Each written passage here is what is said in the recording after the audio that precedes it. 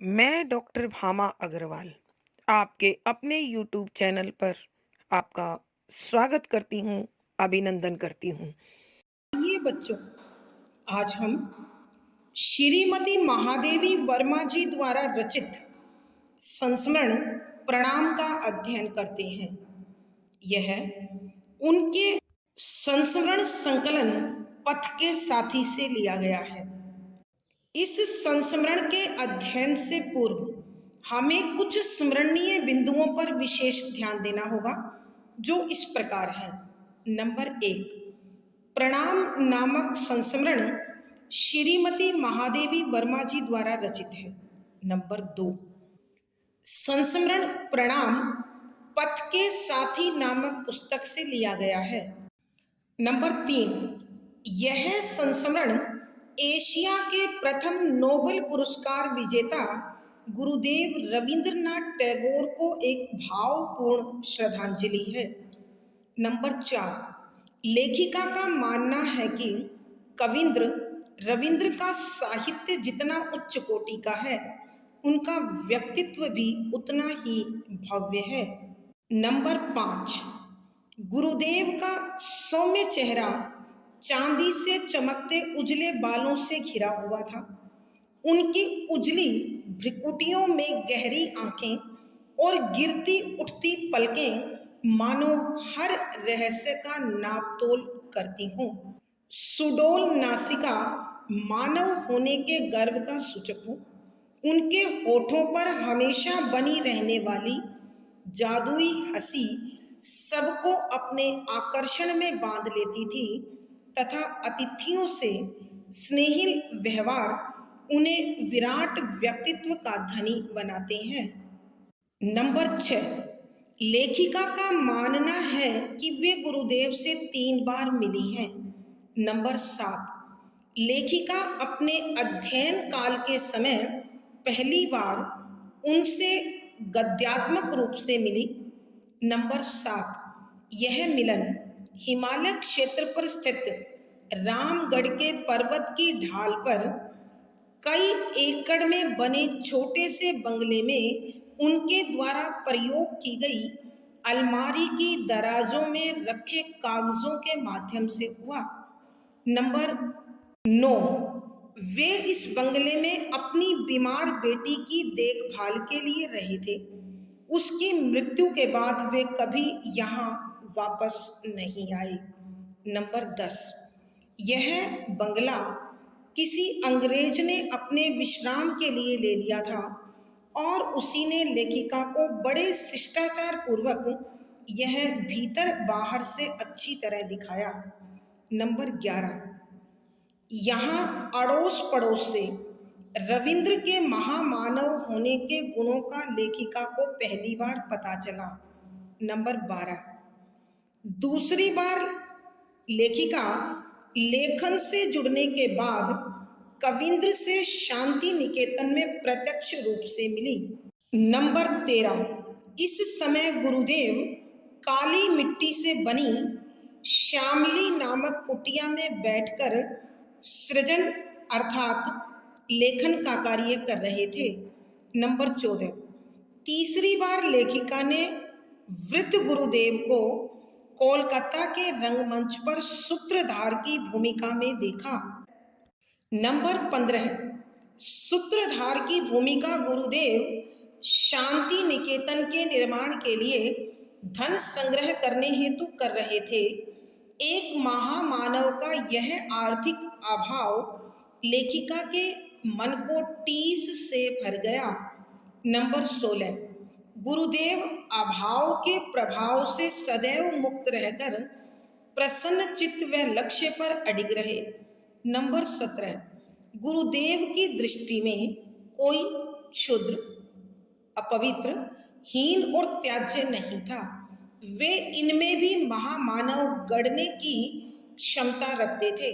Number 18, उनका साहित्य अत्यंत व्यापक स्तर पर है।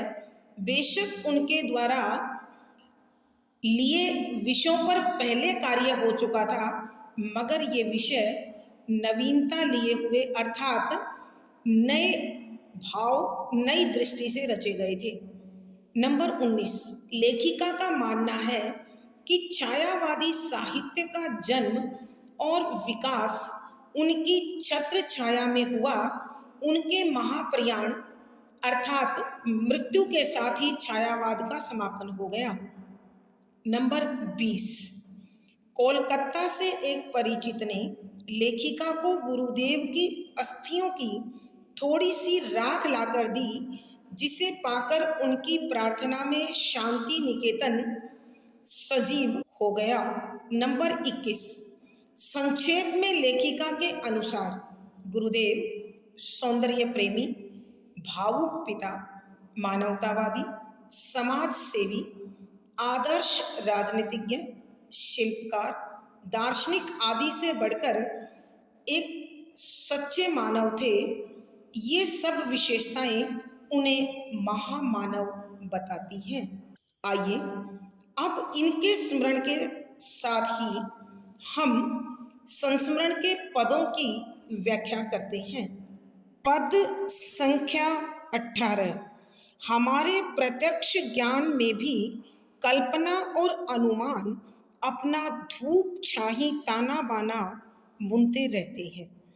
ऐसी स्थिति में यदि उन्हें प्रत्यक्ष ज्ञान की सीमा से परे निर्बंध सृजन का अधिकार मिल सके तो उनकी स्वच्छंद क्रियाशीलता के संबंध में कुछ कहना ही व्यर्थ है।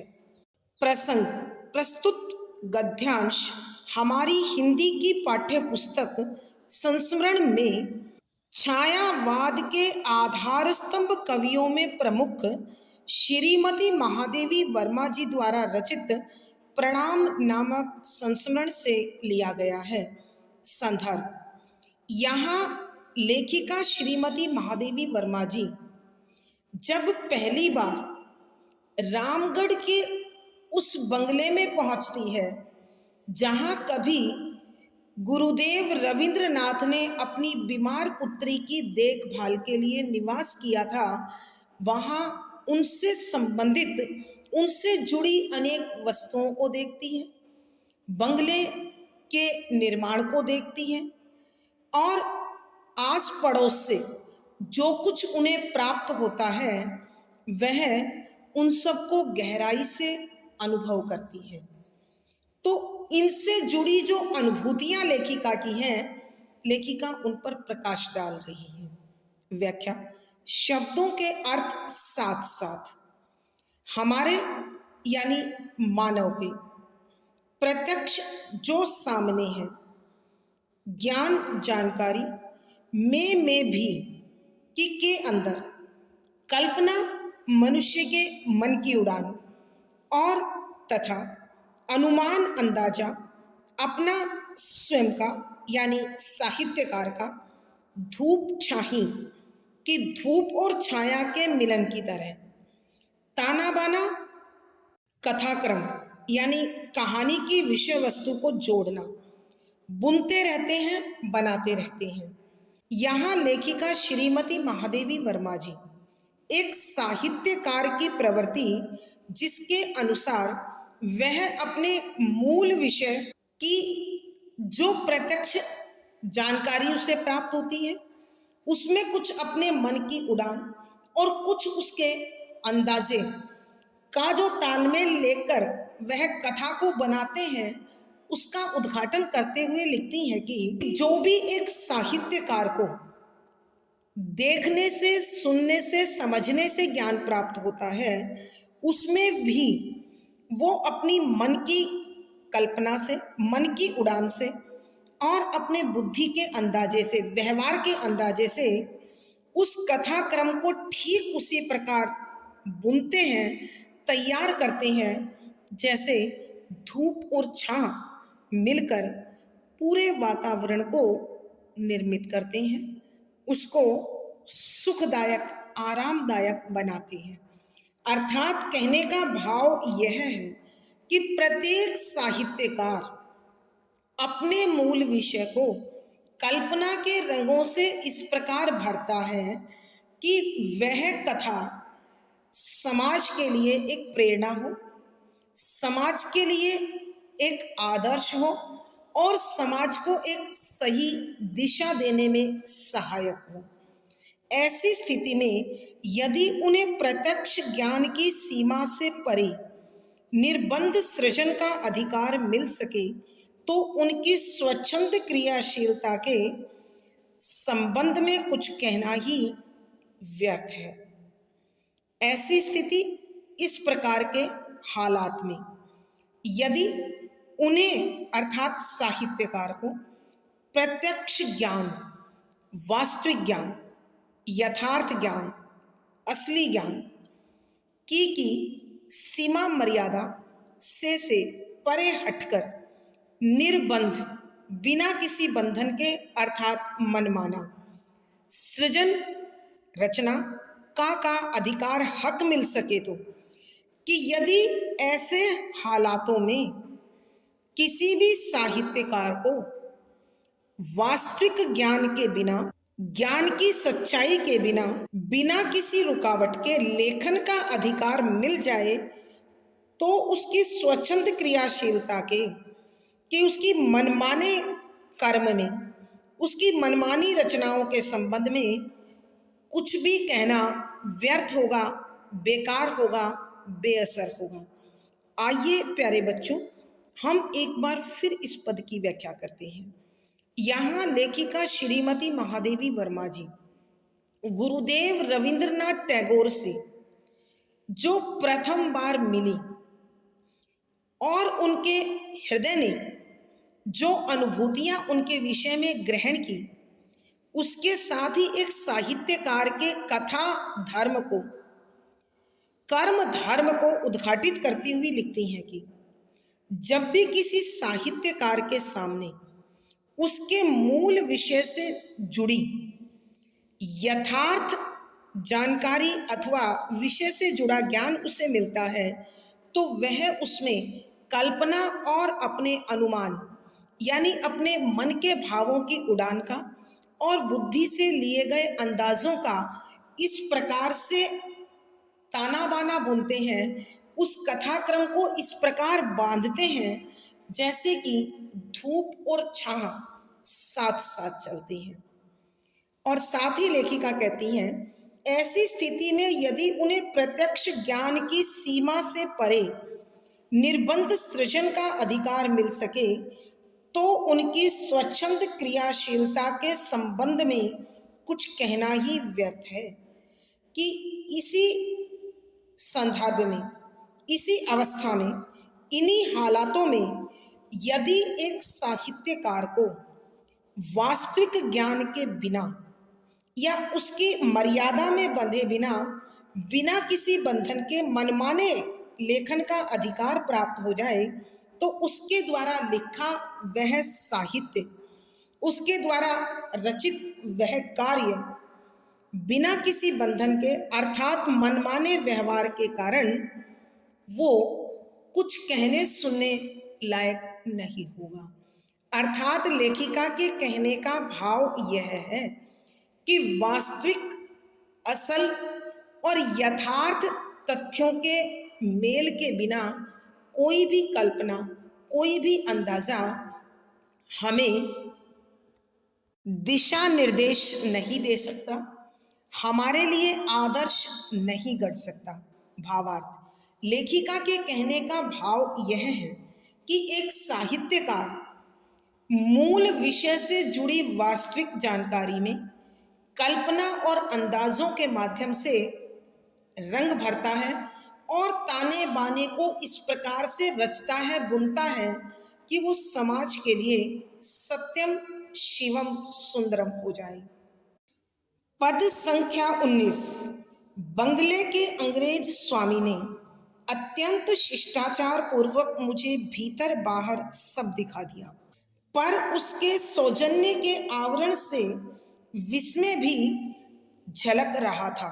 संभवतः ऐसे दर्शनार्थी विरल होने के कारण बरामदा, जिसकी छोटे छोटे शीशों में खिड़कियों पर पड़कर एक किरण अनेक ज्योति बूंदों में बिखर संवर कर भीतर आती थी, द्वार पर सुकुमार सपनों जैसी खड़ी लताएं, जिनका हर ऋतु अपने अनुरूप श्रृंगार करती थी, देवदारू के वृक्ष जिनकी शाखाएं निर्बाध प्रतीक्षा में झुकी हुई सी लगती थी, आदि ने कवि कथा की जो संकेत लिपि प्रस्तुत की, उसमें आसपास रहने वाले ग्रामीणों ने अपनी स्मृति से मानवीय रंग भर दिया। प्रसंग पूर्ववत संदर्भ, यहाँ लेखिका गुरुदेव रविंद्रनाथ के उस बंगले में रहने वाले अंग्रेज अधिकारी तथा उस बंगले की जो वास्तुकला है उसका उद्घाटन करते हुए लेखिका लिखती है कि व्याख्या, शब्दों के अर्थ साथ साथ बंगले के अंग्रेज स्वामी, स्वामी अर्थात मालिक, ने अत्यधिक, बेहद, बहुत अधिक मात्रा में शिष्टाचार पूर्वक, शिष्टाचार से भरकर मुझे लेखिका ने अपने लिए प्रयोग किया है। भीतर बाहर सब दिखा दिया कि बंगले के बाहर से भी और अंदर से भी पूरा का पूरा बंगला मुझे दिखा दिया। यहाँ लेखिका श्रीमती महादेवी वर्मा जी गुरुदेव रविंद्रनाथ टैगोर के उस बंगले के स्वरूप पर प्रकाश डालते हुए लिखती हैं कि बंगले के अंग्रेज स्वामी ने, कि बंगले के मालिक ने, जो वर्तमान समय में एक अंग्रेज था, बड़ी शालीनता से, बड़े शिष्टाचार से मुझे पूरा बंगला अंदर बाहर से अच्छी प्रकार से दिखाया। मैं उसकी सहृदयता से, उदारता से प्रभावित हुई, पर उसके सौजन्य के आवरण से विस्मय भी झलक रहा था। पर किंतु परंतु उसके अंग्रेज के सौजन्य, सहृदयता, उदारता, सज्जनता, भद्रता या अच्छाई के आवरण पर्दे से के अंदर से विस्मय, आश्चर्य, हैरानी भी के साथ झलक रहा था, दिखाई दे रही थी कि वह अंग्रेज अधिकारी जिसने मुझे बंगले को बड़ी शालीनता से दिखाया, उसने सज्जनता और सहृदयता का जो आवरण ओढ़ रखा था, जो स्वरूप दिखाई दे रहा था, उसमें मुझे साथ साथ यह भी दिखाई दे रहा था कि मुझे वह बंगला दिखाते हुए बड़ा आश्चर्यचकित है, हैरान है कि यह कितनी लगन के साथ इस बंगले को देख रही है। लेखिका उसका कारण स्पष्ट करते हुए लिखती है, संभवतः ऐसे दर्शनार्थी विरल होने के कारण, संभवतः शायद ऐसे इस प्रकार के बारीकी से देखने वाले दर्शनार्थी, दर्शन करने के इच्छुक, विरल, विलक्षण, विचित्र, अनोखे, अपवाद होने के कारण कि शायद कोई ऐसा दर्शनार्थी विलक्षण ही होता होगा जो इतनी लगन से, इतने चाव से, इतनी भावना से किसी चीज को देख रहा हो। बरामदा, बंगले का बरामदा, जिसकी छोटे छोटे शीशों में खिड़कियों पर पड़कर एक किरण अनेक ज्योति बूंदों में बिखर संवरकर भीतर आती थी कि बरामदे में कुछ इस प्रकार की खिड़कियां थी और इन खिड़कियों में छोटे छोटे शीशे लगे हुए थे, जिसकी बरामदे के छोटे छोटे छोटे आकार के शीशों में शीशा लगा हुआ था, खिड़कियों में, और उन पर जब सूरज की किरण पड़ती थी तो वह किरण अनेक प्रकाश की छोटी छोटी बूंदों में फैल जाती थी और सुंदर आकार लेकर बंगले में आती थी। कि लेखिका उस बंगले के बरामदे की सुंदरता का वर्णन करते हुए कहती हैं कि उसके बरामदे में जो खिड़कियां लगी हुई थी उनमें छोटे छोटे शीशे इस प्रकार से लगे हुए थे कि उन पर जब सूरज की किरण पड़ती तो वह छोटी छोटी प्रकाश की बूंदों में बिखर जाती और सुंदर आकार लेकर सौंदर्य के साथ बंगले के अंदर पहुंचती।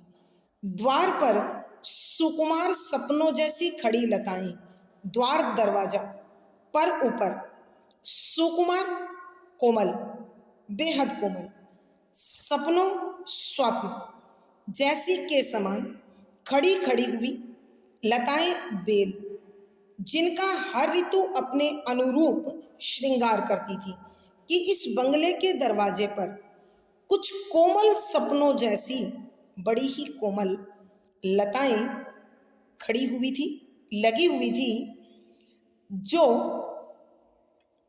प्रत्येक मौसम के अनुसार अपना रंग रूप बदल रही थी।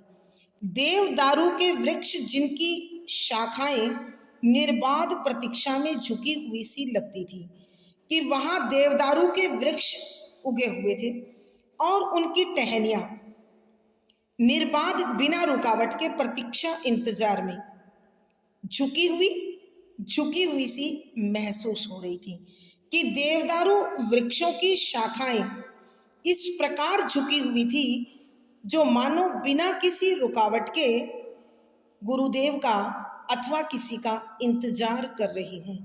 आदि ने कवि कथा की जो संकेत लिपि प्रस्तुत की, कि वहां के जो प्राकृतिक वातावरण, आदि ने कवि कथा कि गुरुदेव से जुड़ी हुई इस कहानी के संकेत लिपि, इशारे के लेखन के जो भाव प्रस्तुत किए, उसमें आसपास रहने वाले की अड़ोसी पड़ोसी ग्रामीणों ने अपनी स्मृति, अपनी यादों से मानवीय रंग, मनुष्यता का रंग भी भर दिया। आइए बच्चों, हम एक बार फिर इस पद की व्याख्या करते हैं।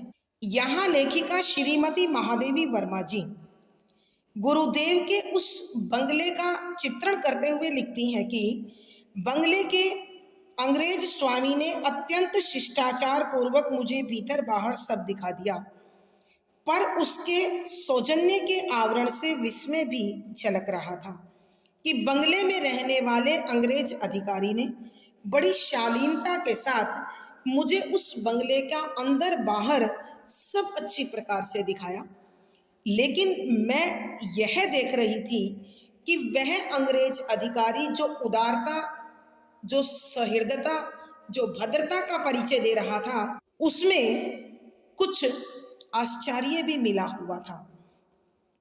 क्यों मिला हुआ था, इसका स्पष्टीकरण करते हुए लेखिका लिखती है, संभवतः ऐसे दर्शनार्थी विरल होने के कारण शायद मुझ जैसे विलक्षण दर्शनार्थी उन्हें कभी कभी देखने को मिलते होंगे, जो किसी भी चीज को इतनी भावना के साथ, तल्लीनता के साथ, लगन के साथ, प्रेम के साथ देख रहा हूँ।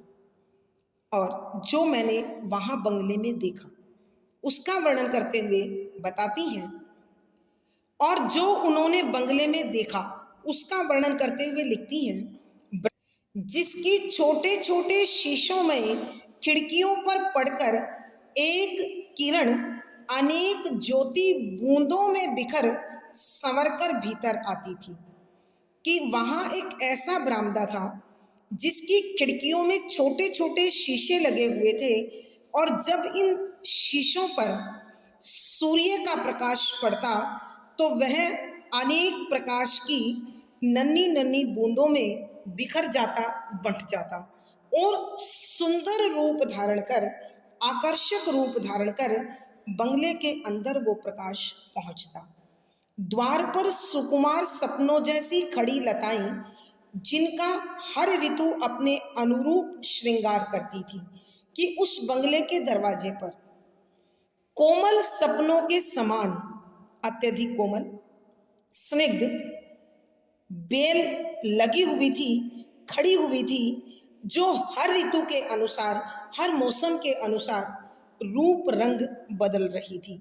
देवदारू के वृक्ष जिनकी शाखाएं निर्बाध प्रतीक्षा में झुकी हुई सी लगती थी, आदि ने कवि कथा की जो संकेत लिपि प्रस्तुत की, उसमें आसपास रहने वाले ग्रामीणों ने अपनी स्मृति से मानवीय रंग भर दिया, कि वहां बंगले में जो देवदारू के वृक्ष लगे हुए थे, उनकी टहनियां झुकी हुई इस प्रकार लगती थी मानो वो बिना किसी रुकावट में किसी की प्रतीक्षा में श्रद्धानत हो आदर से झुकी हुई हूँ। इन सब दृश्यों ने गुरुदेव रविंद्रनाथ टैगोर कविंद्र रविंद्रनाथ टैगोर की कथा से जुड़े जो संकेत मुझे दिए, वहाँ गांव में आसपास रहने वाले लोगों ने, उनके अड़ोसी पड़ोसियों ने अपनी यादों से मानवीय रंग भी भर दिए। अर्थात उन्होंने प्राकृतिक सौंदर्य प्रेमी होने के साथ साथ एक श्रेष्ठ मानव होने के गुणों पर भी प्रकाश डाल दिया।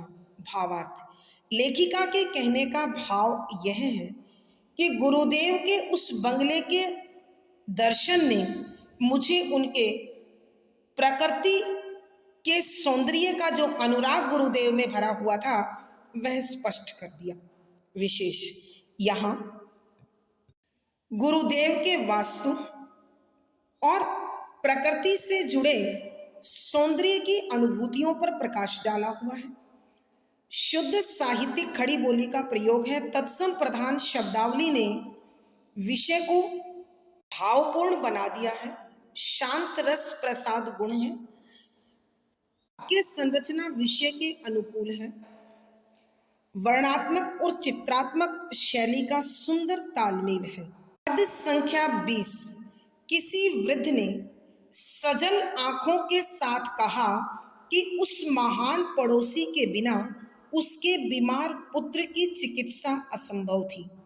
किसी वृद्धा ग्वालिन ने अपनी बूढ़ी गाय पर हाथ फेरते हुए तरल स्वर में बताया कि उनकी दवा के अभाव में उसकी गाय का जीवन कठिन था। किसी अछूत शिल्पकार ने कृतज्ञता से गदगद कंठ से स्वीकार किया कि उनकी सहायता के बिना उसकी जली हुई झोपड़ी का फिर बन जाना कल्पना की बात थी।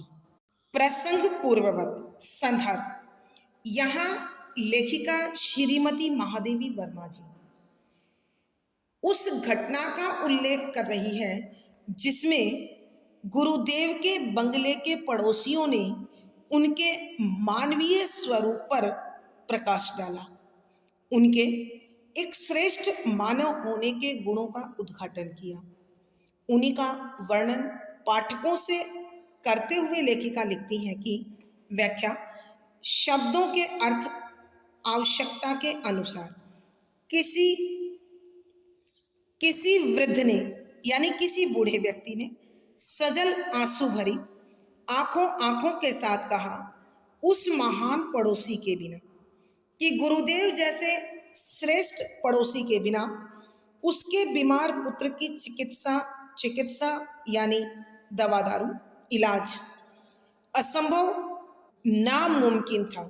यहाँ लेखिका श्रीमती महादेवी वर्मा जी गुरुदेव के एक श्रेष्ठ मानव होने का परिचय देते हुए अड़ोसी पड़ोसियों से जो कुछ प्राप्त किया उसका वर्णन करते हुए लिखती हैं कि वहाँ उनके पड़ोस में बसने वाले किसी बूढ़े व्यक्ति ने आंसू भरी आंखों के साथ बताया कि यदि गुरुदेव रविंद्रनाथ टैगोर जैसा पड़ोसी उनके पास नहीं होता तो उनके रोगी पुत्र का इलाज असंभव था, नामुमकिन था।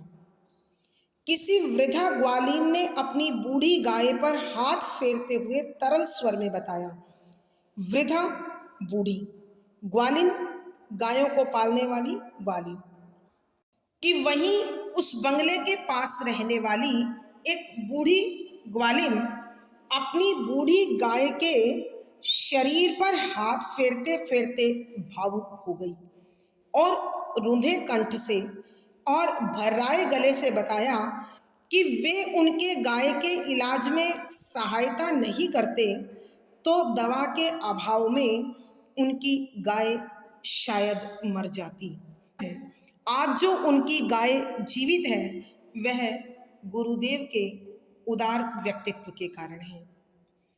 किसी अछूत शिल्पकार ने कृतज्ञता से गदगद कंठ से स्वीकार किया कि उनकी सहायता के बिना उनकी जली हुई झोपड़ी का फिर बन जाना कल्पना की बात थी। किसी अछूत अछूत अस्पृश्य की जिसे समाज में शूद्र माना जाता है, शिल्पकार, शिल्प का कलाकार यानी वस्तुओं का निर्माण करने वाला, कृतज्ञता वार्ता से भरकर गदगद कंठ से भरे हुए गले से स्वीकार किया, सहर्ष बताया कि उनकी सहायता के बिना अर्थात गुरुदेव की सहायता के बिना उसकी जली हुई झोपड़ी यानी शूद्र की जली हुई झोपड़ी का फिर बन जाना केवल सपना था। अर्थात लेखिका के कहने का भाव यह है कि वहां बंगले के पास रहने वाले किसी शूद्र कलाकार ने बड़ी उदारता के साथ भरे गले से यह स्वीकार किया कि यदि गुरुदेव उसकी इस झोपड़ी के निर्माण में सहायता नहीं करते तो उसकी जली हुई झोपड़ी दोबारा निर्मित ही नहीं होती और उसे बेघर जीवन काटना पड़ता। आइए प्यारे बच्चों, हम एक बार फिर इस पद की व्याख्या करते हैं। बड़े ही सरल शब्दों के साथ यह पद लिखा गया है।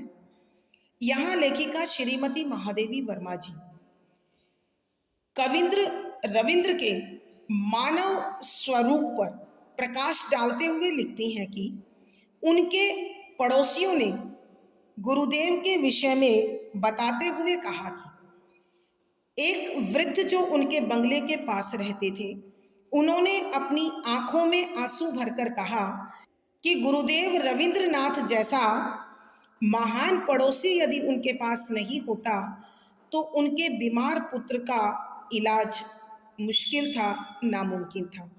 किसी वृद्धा ग्वालिन ने अपनी बूढ़ी गाय पर हाथ फेरते हुए तरल स्वर में बताया कि उनकी दवा के अभाव में उसकी गाय का जीवन कठिन था। कि वहीं किसी बूढ़ी ग्वालिन ने अपनी बूढ़ी गाय के शरीर पर हाथ फिराते हुए भावुक हो गई और भरे हुए गले से कहने लगी कि यदि गुरुदेव इस बीमार गाय के लिए दवा का इंतजाम ना करते तो दवा की कमी में यह गाय मर जाती। आज यह गुरुदेव की कृपा के कारण ही, उनकी उदारता के कारण ही, उनकी सज्जनता के कारण ही जीवित है। किसी अछूत शिल्पकार ने कृतज्ञता से गदगद कंठ से स्वीकार किया कि उनकी सहायता के बिना उसकी जली हुई झोपड़ी का फिर बन जाना कल्पना की बात थी।